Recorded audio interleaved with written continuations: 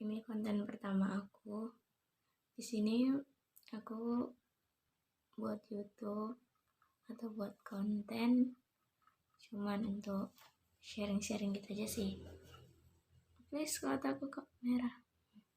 Cuman buat sharing-sharing sama ya yang ngangkan kayak beban pikiran gitu.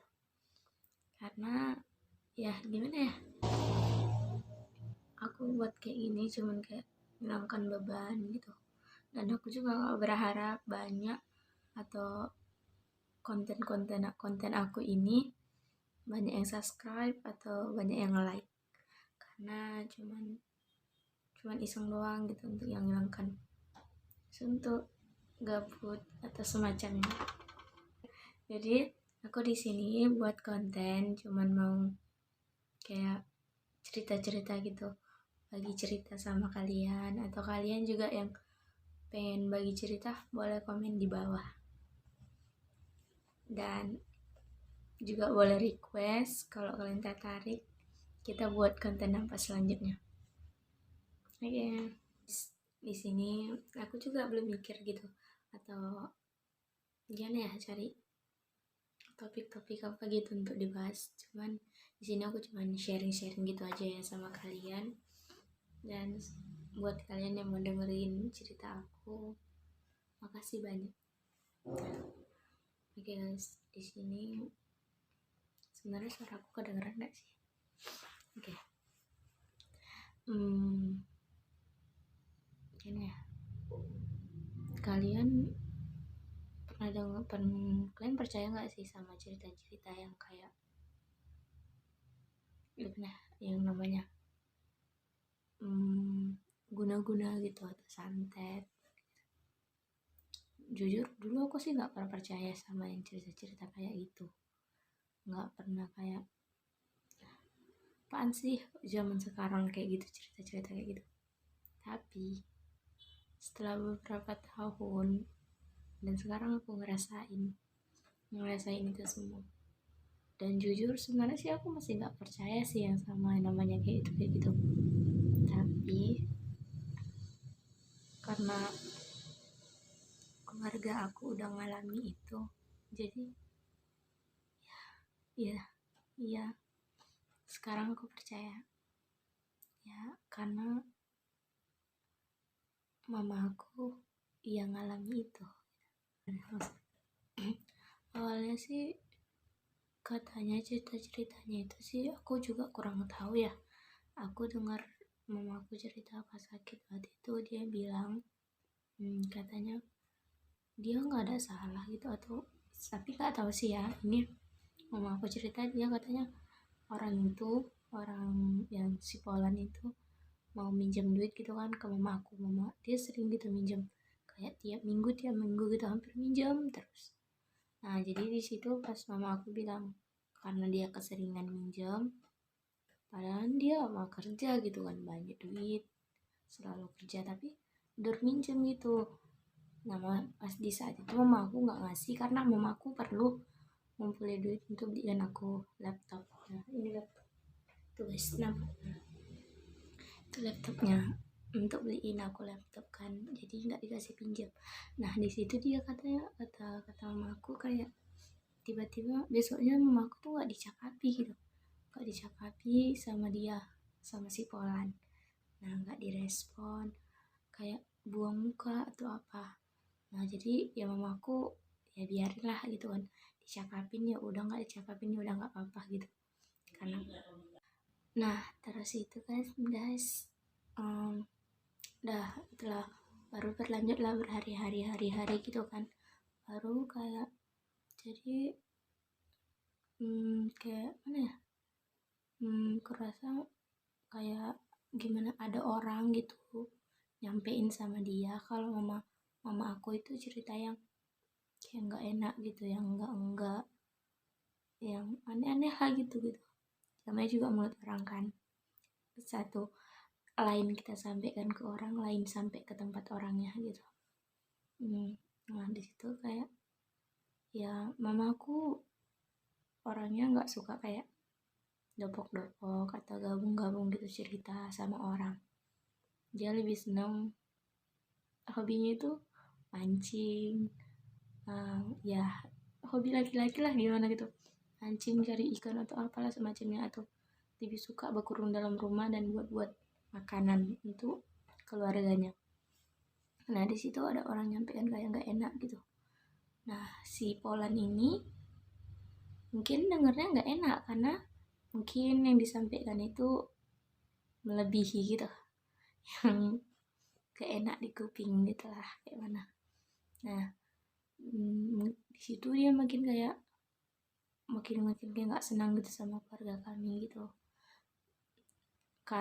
Pas udah sekitar nggak enak gitu kan, baru sekitar bulan-bulan berapa ya, bulan 10 entah 11, di situ mamaku mulai sakit awalnya sakit biasa doang kayak apa namanya, lambung, sakit lambung.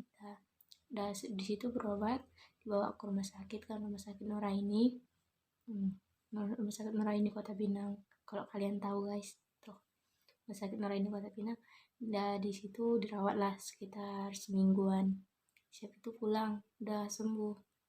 Nah sudah setelah sembuh sekitar berapa bulan lagi, bulan 12 entah bulan 1 itu aku pun lupa guys.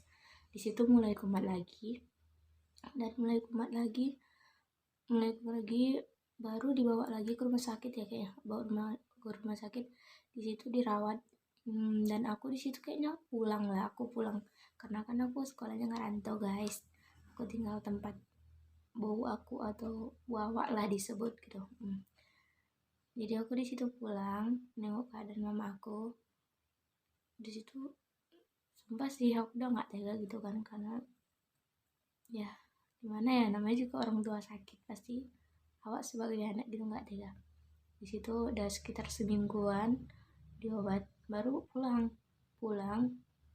udah pulang sehat, udah agak enak-enak. Nah di bulan 2 itu guys, bulan 2 di situ kumat lagi, tapi aku nggak bisa pulang sih gara-gara aku kan sekolah. Di situ kumat lagi di bulan 2, kayak kumat udah mulai aneh gitu, aneh penyakitnya. Awalnya kayak masih dianggap biasa lah, penyakit biasa namanya kan kami itu kan keluarga kami belum percaya namanya kayak gitu jadi pada awalnya cuma dianggap sakit biasa. Setelah itu udah sekitar 2 minggu gitu, makin parah, dibawa lagi ke rumah sakit, katanya tambah penyakitnya jantung. Oke, udah gitu udah penyakit jantung. Setelah dibawa ke rumah sakit Naraini lagi kan, penyakit jantung katanya. Baru cuman sekitar udah bulan 3-an gitu, bulan 3 atau bulan 3 gitu lah, bulan 3 dibawa ke dukun. Tahu guys dukun? Nah katanya di situ mama aku kena racun dari bulan 12 gitulah, udah kena racun sekitar 3 bulan ya, 2 bulan gitulah. Kata dukunnya cerita gini, ibu termaksud orangnya kuat, hebat, tahan gitu. Selama 3 sampai 2 bulan ibu tahan gimana ya, tahan kalau kalau ibu ini sebenarnya kena racun, tapi badan ibu itu tahan gitu. Sebenarnya itu ibu udah nggak ada katanya gitu. Baru di situ mama aku cerita gitu kan sama aku sih kurang tahu, aku sih nggak tahu ya cerita sebenarnya, tapi itu mama aku cerita sama aku. Baru udah gitu udah sekitar 3 bulan tuh kan, dan 3 baru dibawa ke rumah sakit lagi, bolak balik ke rumah sakit itu lah. Nah di situ kan keadaan kondisi ekonomi kan nggak membaik gitu karena bolak balik ke rumah sakit, dan ayahku kan nggak kerja gitu, ngani mama aku sakit. Kakak aku udah berumah tangga, kami 4 bersaudara guys. Abang aku udah nikah di Medan, baru abang yang pertama abang kedua aku di Natal. Baru kakak aku yang anak ketiga udah nikah, udah berumah tangga juga, udah punya anak. Jadi pasti sibuk juga ngurusnya keluarga dia. Nah di situ, dan aku anak terakhir yang belum nikah, tapi aku jauh dari orang tua. Aku di Medan juga, tapi pisah sama abang aku yang pertama. Aku masih sekolah. Nah di situ kan keadaannya pas aku sekolah gitu kan guys, jadi nggak bisa pulang dan nggak bisa bantu ngurus. Udah sekitar bulan 3 gitu, hmm, sakit lah, dan di situ kondisi keadaan ekonomi nggak baik gitu. Dan kalau nggak salah di situ gara-gara orang tua aku udah kehabisan uang gitu, di situ ayahku cuman megang uang 100.000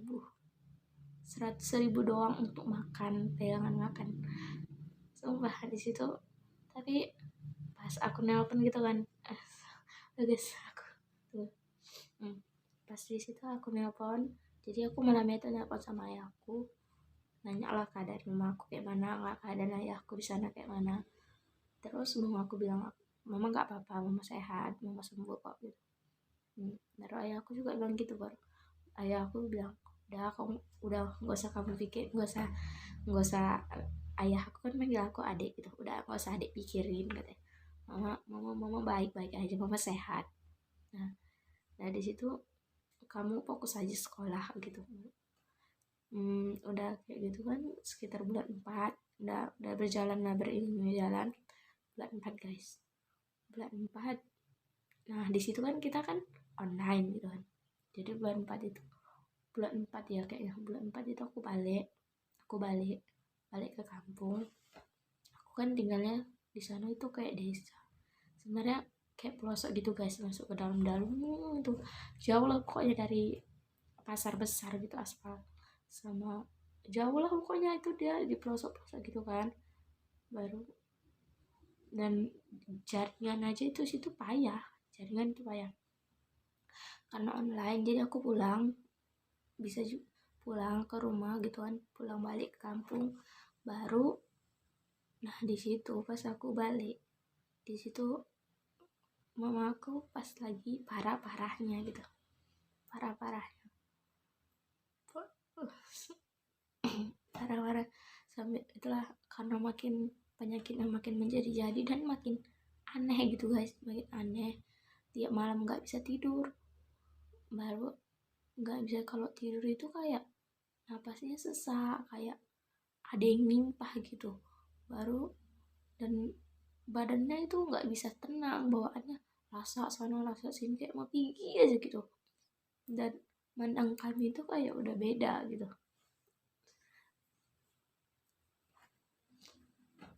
Baru di situ aku gantian ngerawat mama aku kan, ayahku kalau pagi tuh kerja sampai sore, tapi kalau siang gitu pulang juga kan, sarapan apa makan siang. Nah di situ aku ngurusin mama aku, pokoknya ngurus gitu lah kan. Baru dibawa lah kayak dibawa ke orang pintar gitu kan, dibawa ke orang pintar. Nah jadi katanya mama aku itu diguna-guna guys, diguna-guna sama orang, dan orangnya itu bukan orang jauh, orang dekat. Dan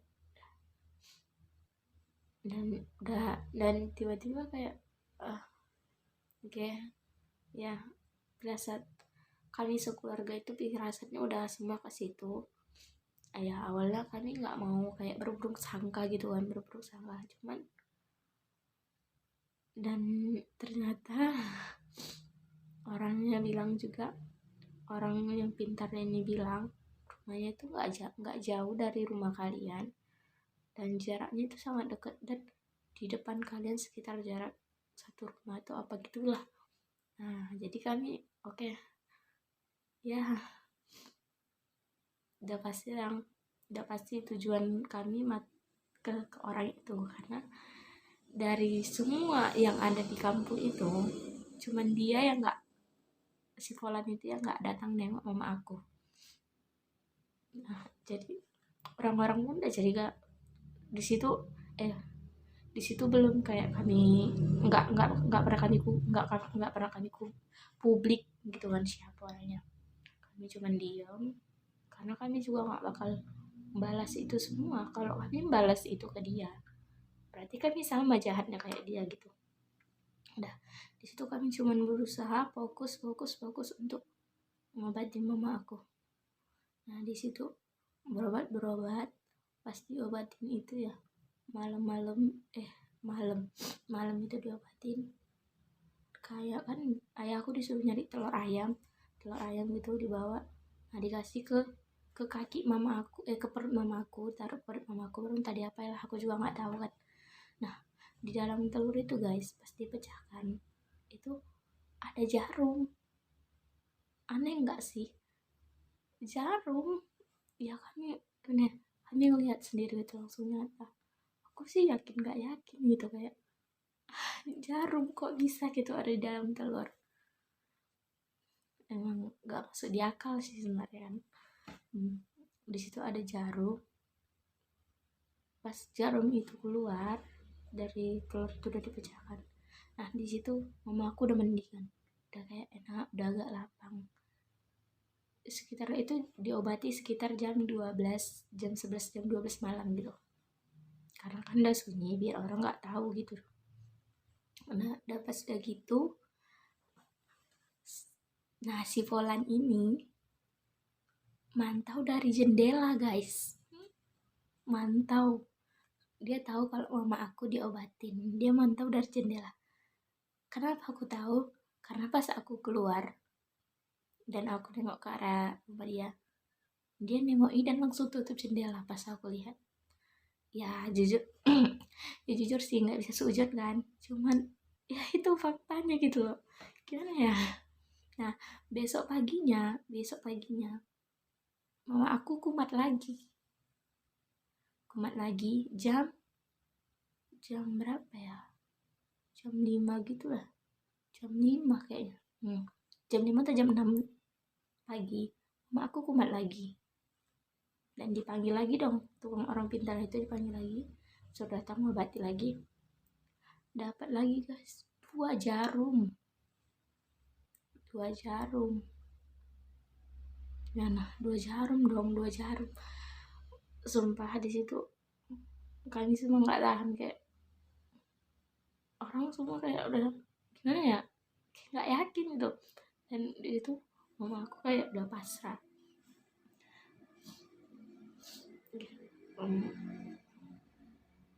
Udah pasrah kayak udah, kalau emang ini udah aja kalau nggak tahu. Mama aku sampai ngomong gini, kan itu orang banyak datang gitu kan, orang itu banyak datang.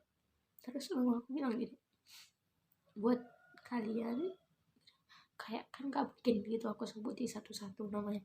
Pokoknya mama aku bilang gini, buat kalian yang ada di sini, aku minta maaf kalau aku ada salah sama kalian, sama banyak kata-kata aku yang mungkin menyakitkan buat kalian.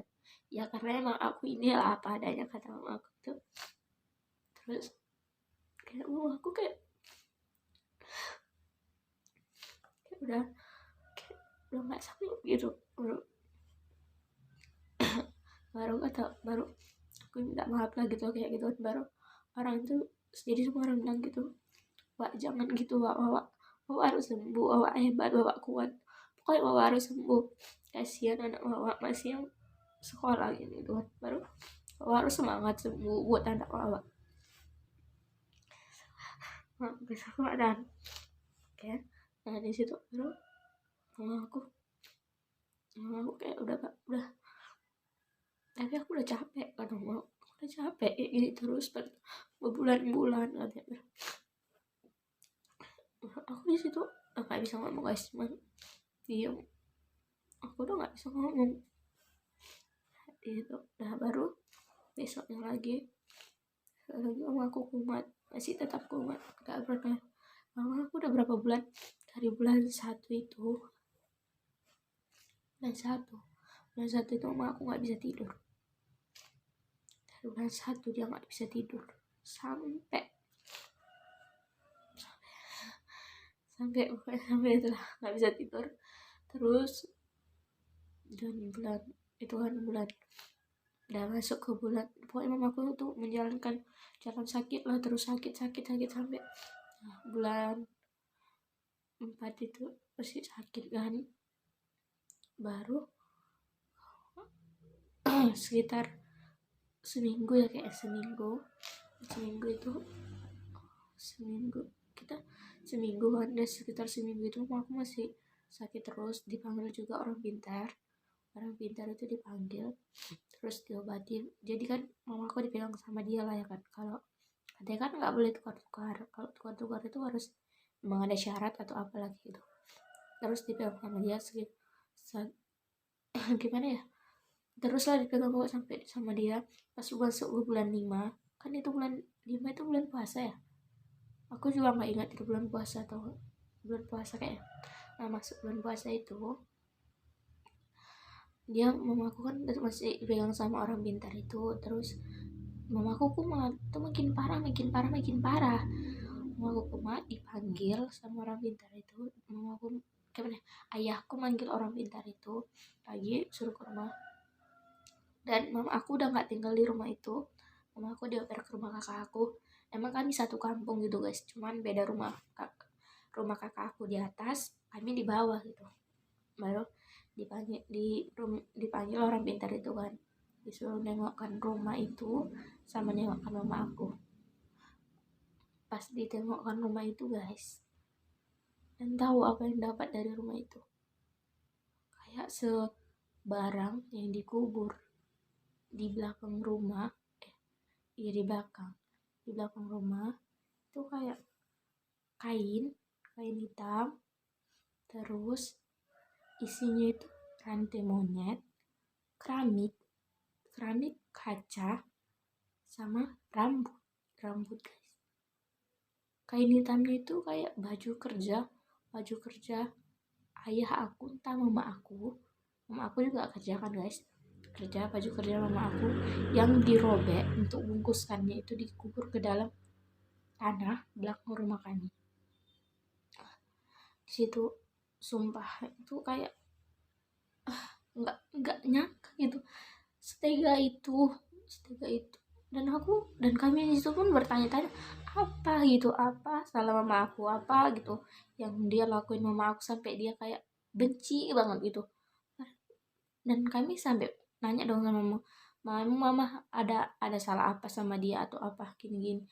Mama aku bilang mama nggak ada salah apa apa sama dia, mama cuman waktu itu dia minjem duit, mama nggak ngasih minjem gara-gara mama juga perlu. Mama ngumpulin duit untuk beliin kamu laptop atau semacam lah gitu. Nah terus kenapa dia kayak gitu kami pun bertanya-tanya, cuman ya karena kami masih punya iman ya, kami nggak akan balas itu. Baru dan di situ aku puasa itu kayak masak sendiri semualah. Biasanya aku dimasain mama aku, dibangunin sahur.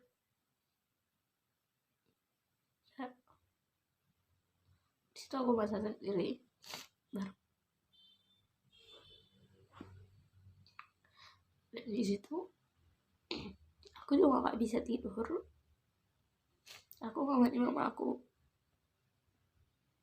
karena kan kadang ganti-gantian gitu sama ayah aku, kasihan dia juga besok mau kerja, jadi nggak mungkin terus dia dong yang jagai gitu. Aku juga pasti harus jagain mama aku. Di situ aku nggak, karena aku punya kawan namanya Sakinah, dan dia kadang ngawani aku tidur, dia ngawani aku di rumah itu, kayak kadang ngawani aku begadang gitu ya, biarpun kadang dia juga tidur nanti aku nggak tidur. Nanti aku bangun sahur sendiri, masak sendiri, ya dia akan makan sendiri semua. Dan biasanya aku buka puasa itu dimasakin gitu, dibuat kue-kue atau dimasak yang enak. Tapi tahun ini aku nggak ngerasa. Di situ sama aku parah-parahnya lagi. dan diobatin. Baru datang lagi orang pintarnya untuk nengok rumah aku. Di situ kami pas kayak bongkar rumah gitu dapat kris, tahu kris guys, gitu. Dapat kris 2 segitu kecil gitu ular apa. Dan mama tersiksa gak bisa tidur. Terus kayak kalau tidur tuh napasnya selalu sesak. Dan aku gak sanggup cerita lagi. Oke, itu udah mungkin aja. Oke, baru pas udah mau dekat lebaran itu kan kayak sekitar seminggu lagi. Di situ mama aku udah agak enakan, terus udah bisa kayak bantu juga lah buat gue. Memang nggak sepenuhnya gitu kayak sama kakak aku juga gitu, cuman kayak udah gini gitulah. Nah di situ aku buat gue sama kakak aku, mama aku cuman kayak bantu dikit gitu. Nah siap buat gue gitu. Udah pas sudah masuk minggu lebaran di situ abang aku yang pertama, yang kedua juga nggak bisa kumpul. Mungkin ada keperluan lain juga. Nah di situ nggak bisa kumpul. Tapi di situ lebaran cuman aku dan ayahku. Kami juga nggak bisa kemana-mana kan. Nah berlanjut lebaran. Selesai habis lebaran itu mama aku kumat lagi. Dan di situ mama aku kumat lagi. Terus mama aku masih dipegang sama orang pintar itu kan, kayak ditarik gitu, disuruh balik ke rumah aku yang lama. Karena kalau mama aku sempat balik ke rumah aku yang lama, mama aku katanya bakal kehilangan nyawa gitu. Tapi jujur aku kayak nggak percaya gitu. Nyawa itu bukan orang yang menentukan kapan kita mati, Tuhan. Aku percaya kalau emang itu nggak ajal mama aku pasti mama aku nggak akan kehilangan nyawanya itu. Cuman ya mana ya, di situ pun aku juga kayak udah apa gitu kan, nggak tahu lagi untuk berpikir kayak mana. Di situ mama aku dipegang terus. Nah pas dia mau kayak ngapakan ke mama aku, karena mama aku ada yang megang orang pintar itu mendalnya ke aku guys, dan di situ awal masuk itu ke aku tuh, aku pas tidur kan guys, bangun tidur itu kayak semua itu dunia ini, kayak aku nengok kaca itu semua muter. Apa yang aku tengok tuh semua muter, dan aku tuh kayak ikut muter, kayak musik-musik gitu kan, musik-musik. Baru aku kayak jalan pun kayak nggak bisa jalan gitu, kayak tengen kali. Di situ aku kayak bilang sama aku, ya kepala adik pusing gitu kan, emang kenapa kau? Aku juga nggak tahu bangun tidur udah kayak gini gitu. Baru dibeliin obat dong, kayak obat sakit kepala gitu. Dikira kan cuma sakit biasa tuh. Rupanya pas menjelang sorenya itu kayak aku udah makin pening kayak gak enak gitu. Tapi malamnya itu, maghribnya itu, mama aku kumat lagi guys. Kayak udah kayak orang kesurupan lah gitu. Semua itu orang datang, itu satu barat tuh datang semua, cuman si Polan nggak datang. Nah sakit aku tuh kayak udah jerit-jerit, diobatin lah sama kayak diobatin sama Jaula, dibacain gini lah, dibacain gituan. Baru sama dipanggil juga orang yang pintar, baru dipanggil kayak untuk pengajian gitu. Nah di situ rumah aku udah mendingan, udah gak kumat lagi. Baru sekitar jam 12 malam, jam 11 entah jam 12 malam gitu. Nah di situ aku gantian kumat guys. Kayak aku, dan di situ aku kurang sadar sih ya aku kenapa. Cuma memang aku kayak itu separuh itu jati diri aku, separuh bukan jati diri aku. Di situ aku kayak nangis jerit-jerit sama aku ngalami sesak kayak yang dialami mama aku tuh, sesak napasnya.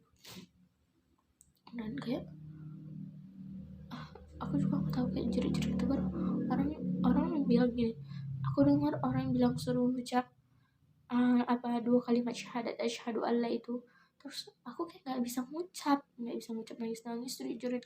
Terus aku diobati sama orang pintar, tapi lain, ini kayak saudara aku gitulah, semarga kan, dia marganya Damanik. Baru dipanggil lah om itu kan, diobati lah aku dan agak mendingan, dibawa lah aku ke rumah sakit, dibawa ke klinik apa namanya itu ya, pokoknya beda lah sama mamaku kliniknya itu kan. Dibawa udah jam-jam sekitar jam 3-an gitu kan, balik rumah aku jam 3 pagi balik ke rumah tuh. Aku udah mendingan kan, disuruh istirahat. Baru paginya aku kumat lagi guys, jam 5 aku kumat lagi. Baru diobati lagi. Nah jam 7 entah jam 8 aku juga kumat lagi. Nah di situ aku dipisahin ke rumah sama mamaku, disuruh kayak pisah gitu di sama mama aku, disuruh jauh gitu. Kayak aku nginep tempat bibi aku, di situ ada juga adik mama aku. Nah di situ aku disuruh tinggal di sana, baru mama aku di tempat kakak aku. Kami dipisahin, kami nggak boleh jumpa, nggak boleh kayak bersentuhan atau apalah, nggak. Dan aku nggak boleh masuk ke rumah itu dong, ke rumah kakak aku. Dipisahin lah pokoknya, dipisahin gitu kan. Sekitar 2 harian gitu lah, 2 harian aku dipisahin. Tapi aku kayak bawaannya kayak mau nyamperin mama aku aja gitu, mau deketin mama aku aja. Tapi nggak diboleh. Aku makan diambilin dong sama kakak-kakak aku sama bang ipar aku. Makan dianterin lah, pokoknya disediain lah gitu. Udah sekitar 2 hari itu aku kan udah sembuh. Udah sekitar 2 hari aku udah sembuh. Nah di situ sekitar abang aku kayaknya, itu pas aku sakit, sebelum aku sakit yang malamnya pas mama aku kumat yang kayak kesurupan itu, jam-jam 11 gitu abang aku datang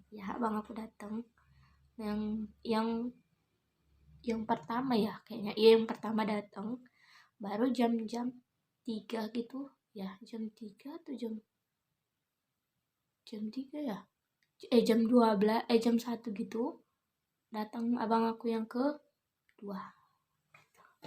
Nah sekitar yang kedua ya datang, udah semingguan gitulah kan, mama aku udah sakit, emang enggak sakit maksudnya, udah agak lumayan, sakitnya enggak parah-parah kali. Nah di situ aku pulang, abang aku karena aku juga mau sekolah kan, mau ujian pembagian rapot. Situ aku pulang sama abang aku karena abang aku juga kerja cari uang untuk keluarganya. Aku pulang baru sekitar 3 harian 2 harian gitu, abang aku yang kedua juga pulang balik ke rumah dia. Nah di situ pulang sekitar seminggu kayaknya, seminggu terus skip aku bagi rapot kan liburan, itu kan libur sekitar sebulan lah kayaknya, bagi rapot kan libur gitu. Baru aku ke rumah bang aku yang pertama di Medan situ kan, karena liburan jadi aku main-main ke sana, bantu ibu buat pancake gitulah. Jadi mama aku nelpon bilang gini dong, pas sore-sore gini. Mama aku nanya gini, adik sehat kan? Sana sehat. Baru aku bilang dong, mama sehat, sana sehat. Baru ranking berapa gitu, ranking 2 bah gitu. Baru kata mama aku gini, kok bisa ranking 2, kayaknya jangan banyakin main HP, banyakin belajar, kejar lagi tuh prestasinya gitu. Kenapa gak ranking 1? Baru aku bilang dong, namanya juga waktu itu kan online, jadi kan kayak males gitu, namanya juga di sana susah jaringan. Baru kata mama aku gini, tingkatkan lagi prestasimu ya gitu.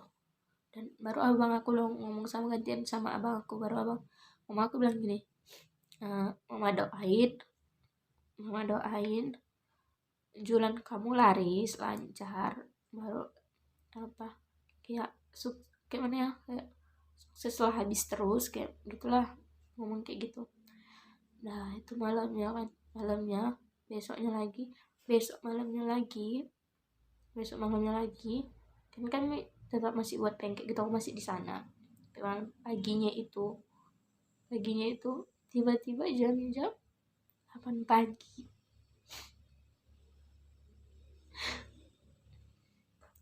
jam 8 pagi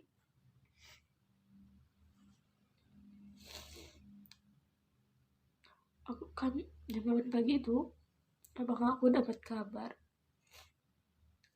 mama aku udah gak ada.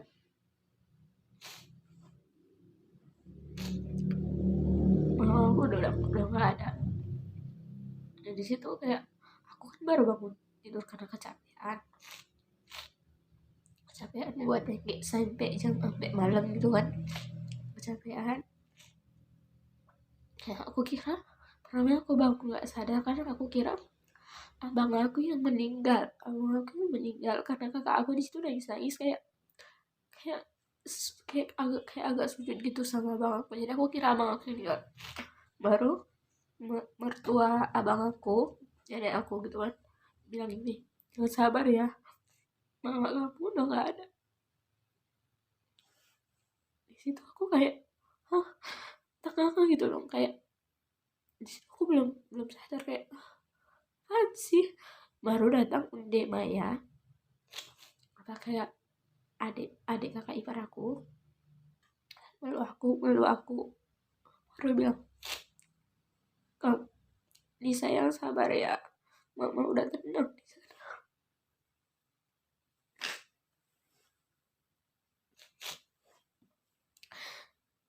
Dan di situ aku udah parah dong, dan di situ kami langsung kayak aku kayak udah nggak percaya gitu. Baru aku hubungi saudaraku bahwa aku yang di Perbongan yang aku tinggali. Nah di situ kayak aku udah nggak bisa ngomong lagi.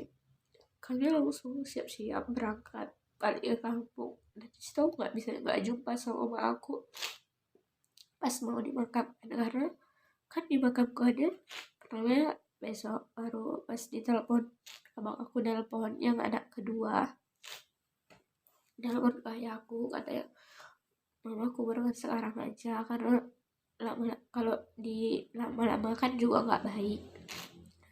Jadi dikuburkan jam 5 kan guys, dikira kami tepat lah bisa nyampe jam 5, tapi karena busnya lama jadi nggak nyampe gitu. Kayak kami nyampe ya jam 9 malam, jadi nggak bisa nengok dikuburkan. Dan di situ pas kami mau naik bus, awalnya kan tukang busnya bilang gini, kalian naik yang AC, satu orang 150, 2 orang 300. Nah jadi kami bayar lah kan, kami bayar. Rupanya kami bukan naik bus yang AC, kami kayak naik bus yang ke UPJ gitu. Masa kalau itu sekitar 70 ribu itu, 70 ribu. Orang kan yang minta uang itu bukan supirnya, kayak orang lain gitu, tapi yang jaga terminal gitu kan. Jadi kami pas yang untuk menjaga itu ngasih ke supirnya itu cuma 100 120 gitulah. Berarti kan masih ada lebih gitu. Kami di situ ditokoi, tapi karena kami udah nggak kepikiran lagi kayak udahlah biar yang penting kami nyampe. Dan di saat kami kadang kayak gitu, orang masih sempat nipu. Padahal orang itu tahu kalau kami itu buru-buru pulang, mau jumpai sama aku, mau nengok mama aku, tapi dia kayak mungkin kan orangnya lagi kayak gini-gini. Tapi udah di situ kami juga nggak mikir kali kan, yang penting kami cepet nyampe. Dan di situ pas kami nyampe nggak jumpa. Dan di situ yang aku pikirkan juga ayah aku, karena ayah aku di situ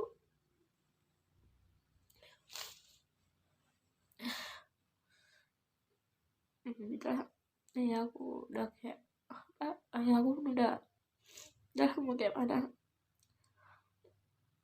aku berjuangkan pun tetap ya Allah udah berkata lain, kita nggak bisa apa-apa.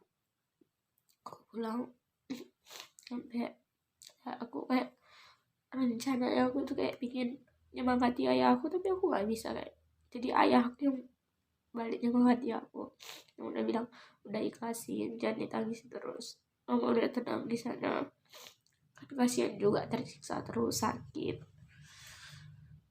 Di situ aku down, di situ aku kayak mulai hilang semangat buat belajar atau semuanya udah nggak tahu apa-apa.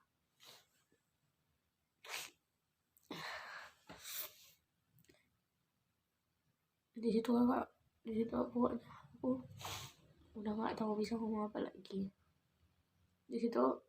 Dan syukur aku punya teman-teman di sana yang baik-baik dan bantu nyemangatin aku, kayak menghibur aku, jadi kayak aku bisa sedikit tenang gitu karena ada teman-teman aku yang baik-baik. Dan buat teman-teman aku makasih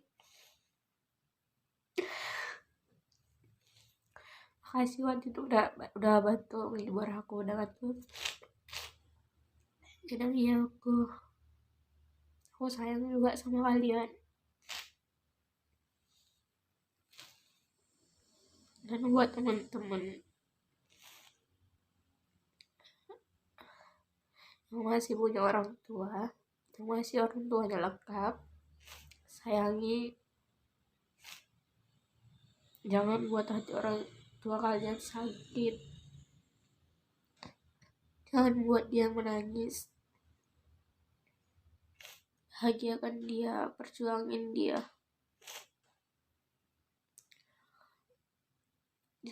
Jangan sempet kalian kayak aku ngalamin, kayak aku kesel kalau udah kehilangan salah satu orang tua kalian.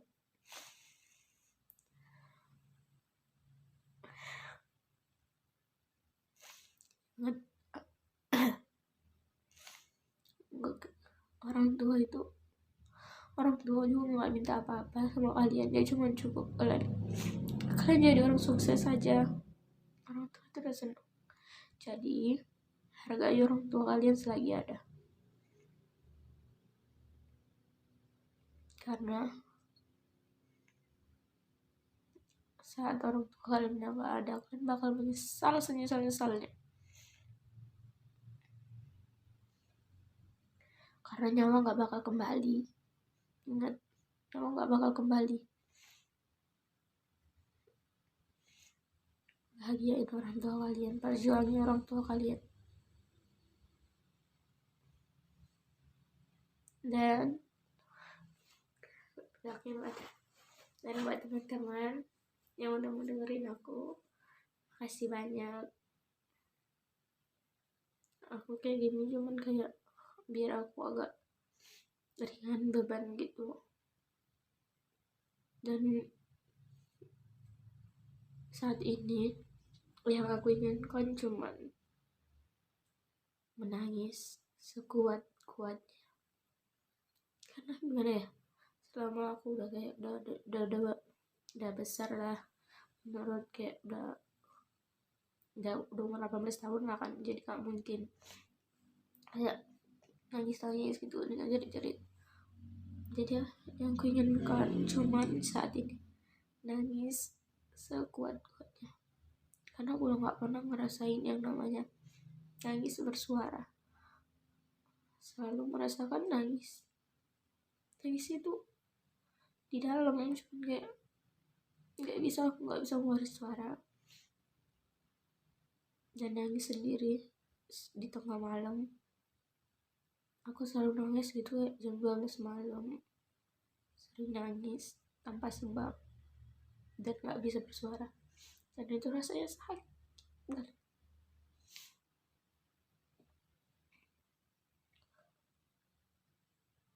kali ya. Dan aku banyak tanggung jawab, banyak beban, dan aku salah satu orang yang diharapkan di keluarga aku anak terakhir. Aku yang diharapkan untuk sukses, yang diperjuangkan sama ayah aku biar jadi orang yang sukses, biar gak jadi seperti dia, dan bisa membahagiakan dia, bisa ngangkat derajat dia. Kadang aku sampai mikir, aku sanggup enggak ya aku selalu, kadang aku kayak mikir aku sanggup gak ya, kayak aku sanggup nggak menjadi seperti yang diimpikan orang tuaku. Karena menurut aku itu bebannya terlalu berat seberat-beratnya. Tapi kalau aku nggak jadi, pasti aku bakal bikin mereka itu semua kecewa. Karena kalau nggak aku yang berjuang, jadi siapa lagi yang bisa yang mengangkat derajat ayahku? Nah, kakak aku udah nggak bisa diharapkan. Dan aku juga sering insecure karena ya aku gak sempurna.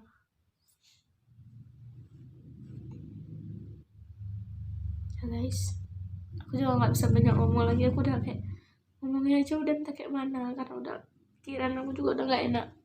Jadi udah sekian video saya, video yang gak jelas. Setidaknya bebanku udah sedikit enak. Dan buat kalian yang mau nonton video aku dan mau mendengarkan cerita aku, makasih banyak, aku sayang kalian. Dan buat kalian yang mau request konten apa aja, boleh komen di bawah. Dan ini video pertama aku guys. Semoga kalian terhibur dan terinspirasi. Ingat, gak ada yang gak mungkin di dunia ini selama Allah berkehendak. Jadi semangat berjuang untuk sukses. Bahagiain orang tua kalian. Apa nih? I'm sorry. Keringat sih, enggak air mata. Nah, semangat ya guys. Aku selalu doakan yang terbaik buat kalian. Oke guys, jangan lupa like, comment, and subscribe and share. Semoga kalian terinspirasi. Dadah.